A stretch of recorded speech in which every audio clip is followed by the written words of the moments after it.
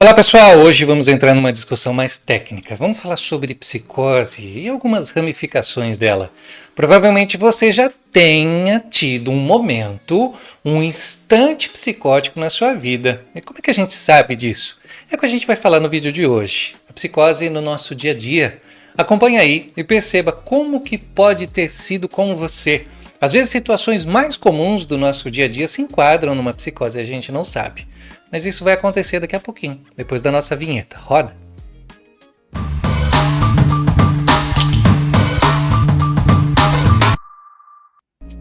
No vídeo de hoje não vamos falar somente sobre psicose em si, mas também algumas das suas subdivisões, como esquizofrenia, alucinação, delírio, paranoia.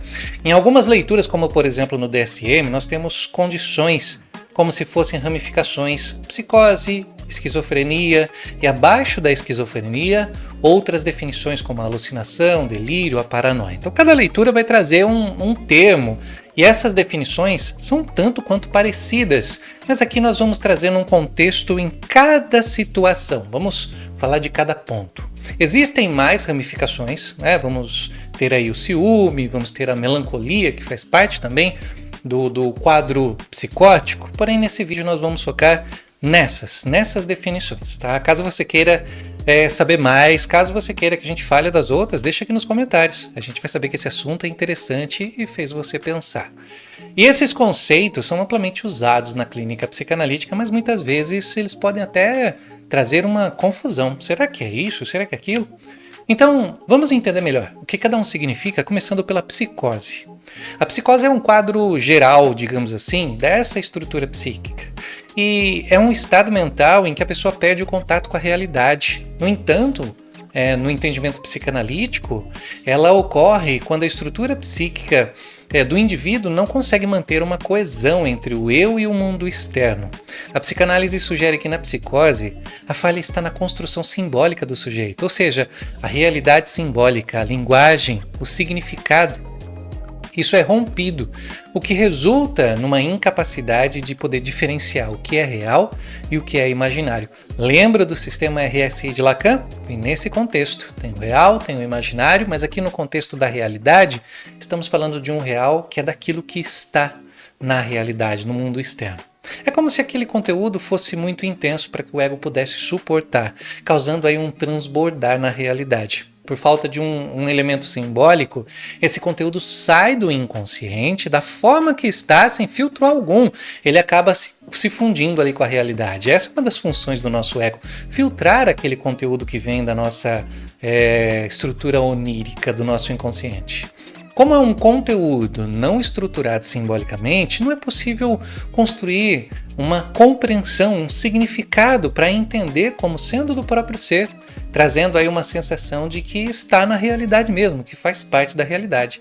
O psicótico não consegue definir como sendo seu, como sendo da sua própria mente, uma vez que ele não consegue trazer essa representação simbólica, havendo uma ruptura com a barreira do ego, o que a gente vai chamar aí de foraclusão. Por exemplo, uma pessoa passa por uma dor imensa, uma perda de um ente querido, por exemplo, na sua vida. Essa dor é tão intensa que seu ego não consegue manter essa estrutura no campo psíquico e a pessoa passa, por exemplo, a ver essa pessoa na sua realidade, como se até mesmo conversasse com essa pessoa, ouvisse a voz dessa pessoa, ou ouvisse a pessoa chamando quem está ali. Seria um exemplo de psicose. Então percebe que a psicose não está estruturada somente em quem está apresentando uma estrutura psíquica, psicótica. Nós podemos ter esses momentos. Agora, o que seria a esquizofrenia? A esquizofrenia é uma tipificação da psicose, porém uma definição muito próxima do contexto psicótico, né? Então, uma apresentação do seu contexto que parece a psicose, por isso que muitas vezes as pessoas confundem.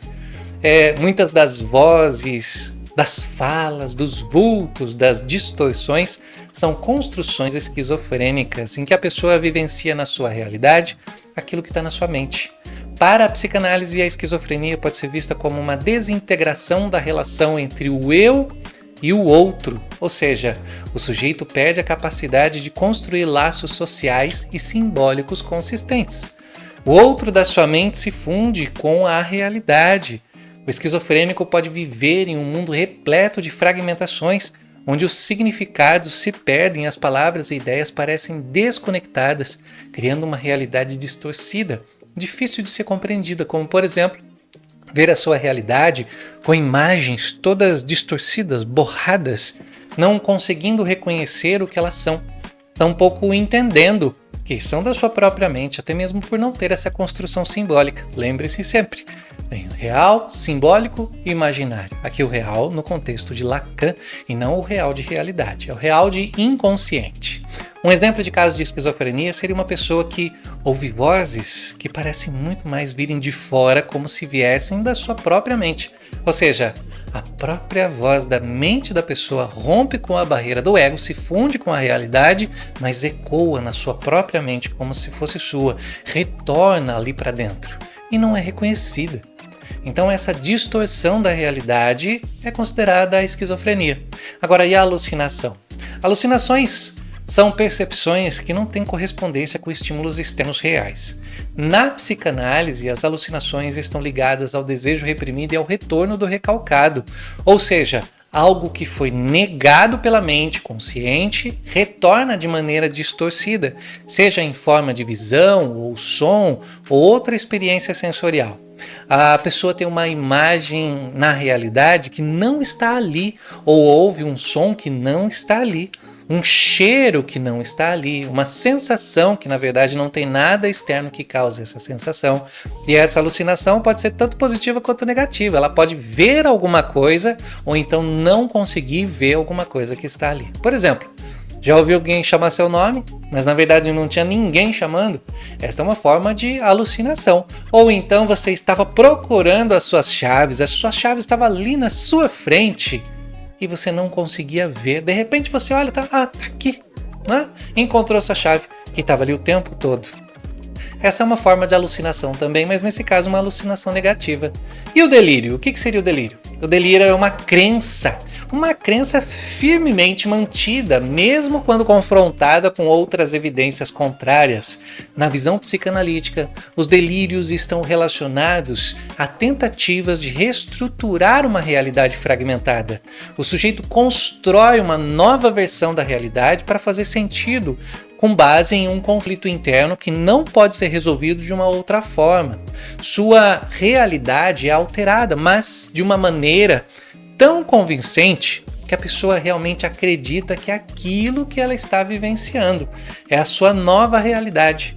Um exemplo seria uma pessoa que, mesmo sem nenhuma evidência, acredita firmemente que está sendo a todo tempo castigada por uma outra pessoa, seja no contexto do trabalho, seja na sua casa. Mesmo que essa outra pessoa nem faça nada para ela, mas ela acredita que está sendo castigada. Ou então, quando essa pessoa passa a fantasiar uma realidade totalmente diferente, diante de um momento de muito conflito, um momento de muita dor, um momento até mesmo de saúde, como num estado febril, né, ou como num luto, como se ela tivesse se desconectado daquela realidade, mas encontrado outra para viver. Mesmo quando amigos ou familiares tentam convencê-la, do contrário, ela continua presa nessa crença.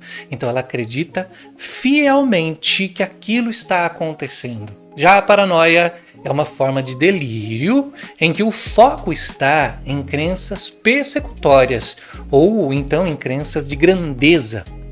Para a psicanálise, a paranoia envolve uma projeção de conteúdos internos ameaçadores para o exterior. Em outras palavras, o sujeito atribui aos outros o que não consegue aceitar em si mesmo. Isso resulta em uma desconfiança extrema, no sentimento constante de estar sendo ameaçado, perseguido por alguém. Seria como se visse do lado de fora aquilo que realmente está do lado de dentro. Mas por uma razão, não conseguir suportar esse conteúdo. Vamos pegar um exemplo? Imagina um colega de trabalho que constantemente acredita que todos no escritório estão tentando prejudicá-lo. Qualquer coisa que as pessoas façam estão tentando prejudicá-lo. Ou então puxar o seu tapete, quer que ele vá embora, tomar o seu lugar, mesmo que não haja qualquer evidência em relação a isso, mesmo que ninguém tenha falado nada. essa pessoa por ela mesma, ela começa a encontrar um algoz, começa a encontrar alguma coisa que é contra. Essa pessoa se isola, evita interações sociais por medo de ser traído e até mesmo medo de confirmar aquilo que está acontecendo. Essa reação é um sinal de paranoia, quando se acredita que está sendo perseguido para ser afetado pelo outro, que o outro tem a intenção de perseguir, quando na verdade a realidade é bem diferente, não é daquela forma. Outro fato sobre a paranoia que é interessante a gente falar aqui é que ela é baseada numa perseguição foracluída, mas sempre do mesmo gênero. Existem até textos de Freud falando sobre isso, que a persecução, o ato persecutório da pessoa vem no sentido de um objeto do mesmo gênero. O objeto persecutório apresentado na realidade tem sempre o mesmo gênero do sujeito. Ao entender esses conceitos, podemos começar a refletir sobre como, em diferentes momentos da nossa vida, todos nós podemos apresentar, em níveis muito menos intensos, traços de desconfiança, distorção da realidade ou ideias fixas, alucinações. Por exemplo, quantas vezes nos pegamos pensando que alguém está falando mal de nós, mesmo sem qualquer tipo de prova? Quantas vezes olhamos para alguém e temos a sensação de que aquela pessoa está falando de nós? Ou em quantas situações alimentamos certezas sem realmente questionar se aquilo tem alguma base na realidade? Esses pequenos exemplos do cotidiano, quando levados a extremos, podem nos ajudar a entender melhor os processos psicóticos. O objetivo desse vídeo não é só explicar os conceitos teóricos, mas também provocar essa reflexão sobre como, em níveis sutis, todos nós podemos nos identificar com aspectos dessas experiências. Afinal, a psicanálise nos ensina que a fronteira entre o normal e o patológico é muitas vezes bem estreita. É a gente que precisa saber interpretar aquilo que a gente está vivendo. Compreender as diferenças entre psicose, esquizofrenia, alucinação, delírio, paranoia é fundamental para quem trabalha com saúde mental e, mais ainda, para quem busca entender melhor os desafios da mente humana. Ao associar esses conceitos às situações cotidianas, a gente consegue reconhecer melhor, até mesmo em nós, situações que nós tivemos que são baseadas em momentos psicóticos e nos outros sinais também de desconexão com a realidade. E a partir disso buscar formas de reestruturar a nossa vida em interações de forma mais saudável, porque a gente está se percebendo, se entendendo. Então, de uma forma geral, a psicose é aquilo que rompe com a barreira do ego, foraclui para a realidade e se funde, ou seja, perde a definição simbólica, que é aquilo que traz um certo significado a partir do que está no inconsciente. Vai direto do inconsciente para a realidade, aquele conteúdo muitas vezes que é perturbador. Já sabia de tudo isso? Consegue identificar momentos da sua vida em que você tenha passado por algum instante como esse, algumas situações psicóticas, mas também é importante lembrar que isso não faz de você uma pessoa psicótica. Com base nas construções psíquicas, podemos ter essas situações mesmo tendo uma estrutura psíquica no campo da neurose. Então, nos ajude a transmitir a psicanálise para mais pessoas, para que mais pessoas possam também entender esses conteúdos. E como é que você pode fazer isso? Com o simples ato de curtir esse vídeo aqui, deixa seu like, isso ajuda o YouTube a entender que esse assunto é relevante. E também comenta aqui, já teve momentos de psicose na sua vida? Já teve situações assim que você percebeu uma distorção da sua realidade? Como eu comentei, isso não faz de você uma pessoa psicótica, mas que todos nós passamos por esse campo da psicose também. E a gente se vê no próximo vídeo. Até mais!